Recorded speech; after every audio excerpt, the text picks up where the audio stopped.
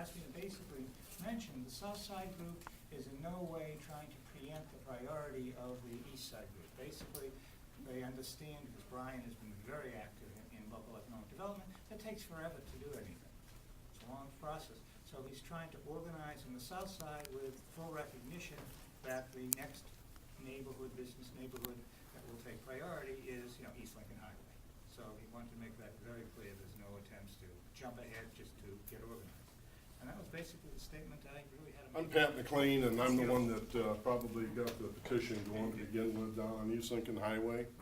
And I think some of us, at least that had signed this petition, our thoughts were we're not competing with anybody on South 4th.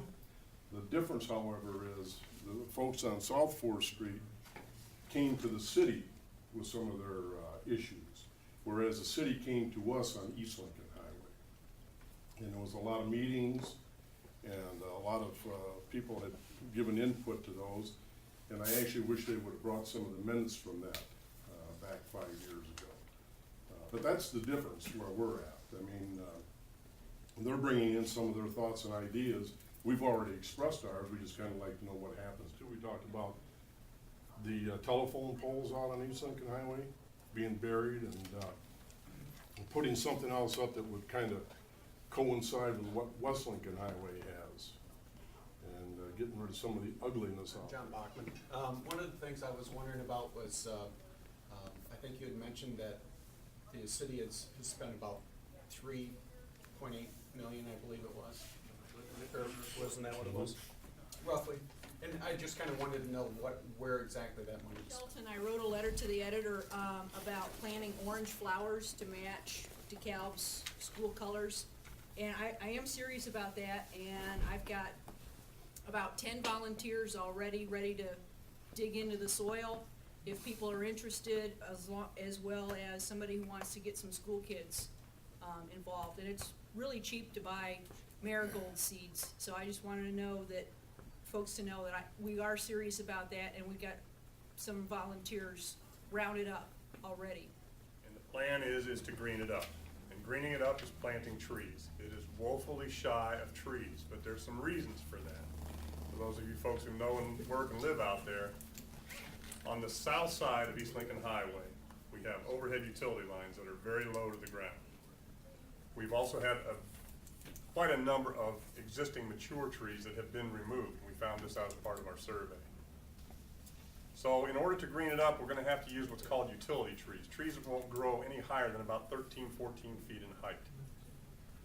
We kind of dovetailed this idea on another plan we had for Peace Road. We thought if we take utility trees, such as flowering crabs or something like that, non-fruit bearing trees that will add color to a corridor, we can plant them in series, and as they mature, at certain times of the year, you're going to get that colorful look similar to what you get with the cherry blossoms in Washington, D.C. But it's an identifier, it's a welcoming look, it's something that will bring you into town, something that will make you proud to be here. So we took the liberty of going out and trying to figure out where can we plant trees. Again, we have very narrow parkways on the south side of the road, and we don't have hardly any parkways, again, on the north side. But at least we don't have overhead utility lines all along the north side of the road. So as we went through this whole thing, we came up with roughly 100 trees that could be planted from 7th Street all the way to Peace Road.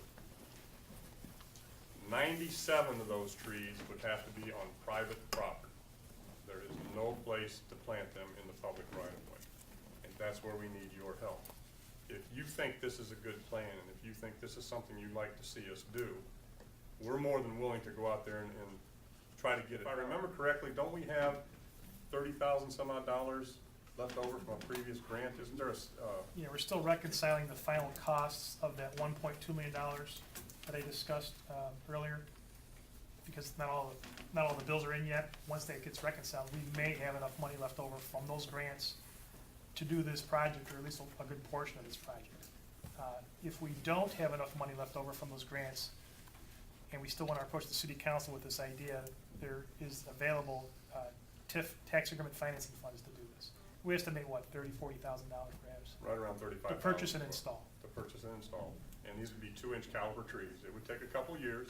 Jamie Smurs, who works in our planning and zoning department, is our resident expert on NIU Cares Day. And Jamie, if you wouldn't mind, I'd invite you to come up and just share with these folks how NIU Cares Day can work and how you can benefit from it. This year will be the 4th year for NIU Cares Day. We have approximately 2,000 students that get out in the community and just lend a helping hand. We've done everything from private property rehabs where we've painted homes to complete neighborhood revitalizations where we've had as many as 150 students at a time out just cleaning up the alleyways, cleaning up the sidewalks, planting flowers and trees. Just a little bit of everything. Our possibilities are endless with this. They're open to so many different things. We have so few restrictions on what they can do. I think power tools and extension ladders were a couple of the exceptions that they could not handle. But it's been just a great program. We've helped a number of businesses as well and the parks as far as cleanup. And I just think it would be a fantastic opportunity to maybe incorporate a couple of these programs, a couple of maybe the East Lincoln Highway area and the South